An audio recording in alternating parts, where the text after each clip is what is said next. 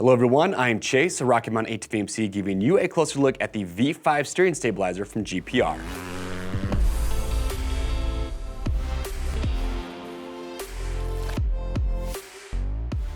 All right everyone, thanks for checking in. Today we're giving you a closer look at the new V5 steering stabilizer from GPR. So GPR has been the stabilizer game for a lot of years. The V5 is replacing the V4, which I have here on the table. The V4 has been very popular for a lot of years. The V5 has been in testing now for several years. Now with the V5 and the V4, if you have the 4 and you're looking at the 5, or if you're familiar with the V4 and you're wondering, well, what's the difference? Here's what I want to point out, is that cosmetically, it does look different. And yes, the internals are different on the inside as far as the valving goes. However, the V5 from a performance standpoint acts very, very similar to the V4. In fact, I was talking to the guys over at GPR. A lot of riders might not even really be able to notice a difference if they had the V4 on and then they went and put on the V5. But here's what they've updated to make the V5 better. One is the durability. With the seals and the O-rings that you have on the inside here, they're using different materials. They've also moved those around on the inside to have them in those areas that aren't going to give as much wear, so you're getting more durability with the O-rings and the seals. And the other is, yes, they did change the valving internally, the circuits inside here just a little bit as they were moving around those seals. But again, it acts very similar, but you are getting, they say, a few minor performance benefits. One, they say it's going to engage a little bit faster. And with the V4, they say that already starts to dampen your movement off of 1 degree, so you get it even faster than that.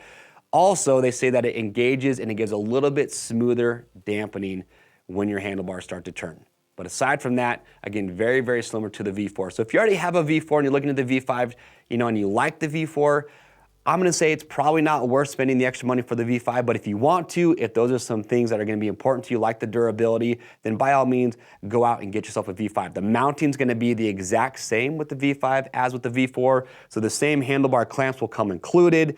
As far as install goes, you're in luck. We have a how-to video that shows you step-by-step how to install these, so if you do get yours, you just watch that how-to video, you're gonna be good to go. Now, as far as steering stabilizers in general, if you're not too familiar with these, I'll explain what they do and why they're beneficial and why so many riders love to have them. So first and foremost, they just give more stability to the motorcycle, especially at higher speeds. I'm sure a lot of you out there have heard the term head shake. I'm sure a lot of you have had that before. I've done it, it sucks. Head shake is when your handlebars, they're swapping side to side violently, and sometimes it can be so violent that it rips the handlebars out of your hand. A lot of times it results in a crash. And with the steering stabilizer mounted up, it dampens that movement and it just helps give more control. Now, head shake can be caused from maybe a poor suspension setup, but most cases, it's high speeds, rough, choppy terrain, or maybe you're doing some trail riding and you smack a tree or a tree branch with your handlebar and you get that fast, jerky movement. This will help dampen that and help the rider have more control. And the way these work is actually very similar to your shock absorber on your dirt bike. Inside here, you have a circuit. Oil is passing through that circuit, and you can open and close that circuit with this dial right here in the front, which will allow either less or more oil to pass through, which will give you more or less dampening.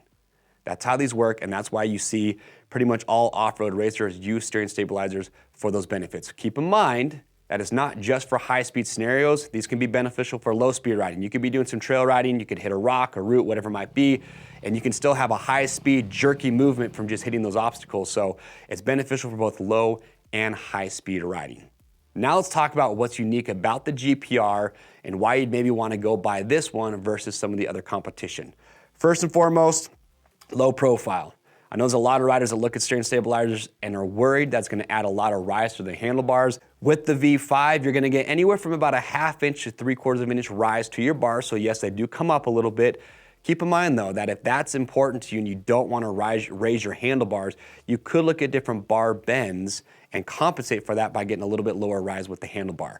That's one feature people like. The other is just the simplicity of a GPR stabilizer. You'll notice that there is just one dial on here, and that dial controls your low and your high speed movements. And when I'm talking about low speed, I mean you're on the bike and you're just turning the handlebars with your own strength. That high speed is when you get that fast jolting movement. So with this one dial and the way these are set up on the inside, this can simultaneously detect a low and a high speed movement.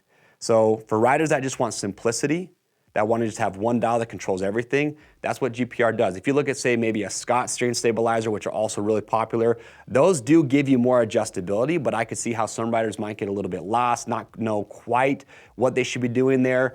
And what's cool about this too is that with just the one dial, you can adjust this on the fly. So as you're riding, if you want to add more dampening or have less, you can just turn the dial while you're riding, and it's really that simple to do. Some other features that are nice about the GPR is this, when they designed this, they want this to start dampening the movement of your handlebars turning as soon as possible. So this engage is pretty much, as soon as your handlebars start to turn, this is dampening that movement. So basically off of 1 degree, all the way to where your handlebars are fully turned. So it's pretty unique from GPR, again, with the V5, low profile, one dial, just makes everything simple. It's been a very popular steering stabilizer for a lot of years. Like I said, with mounting, same as the V4, we have those how-to videos, so just give those a watch. But if you do have questions or comments about the V5, we want to get those answers, so make sure to leave those below. Last thing I do want to comment on before we let you go is just kind of a common mistake that a lot of riders make. When you get your V5, and this is coming from GPR, they say that a lot of riders right away will just crank this thing all the way up to as most dampening as you can get. You don't need to do that. What they recommend is, obviously you have 1, goes up to 8. What they say is turn it, and to go more dampening, you go clockwise. Turn it till you get to a setting to where you can feel it actually dampening as you're turning the handlebars with your own strength, and then go back a few positions from there and use that as your base point. And then as you're out riding, again, you can fine tune it, you can adjust it, get it set up exactly how you want it. But again, if you have questions or comments, leave those below. We're gonna help you out. To grab one of these, simple.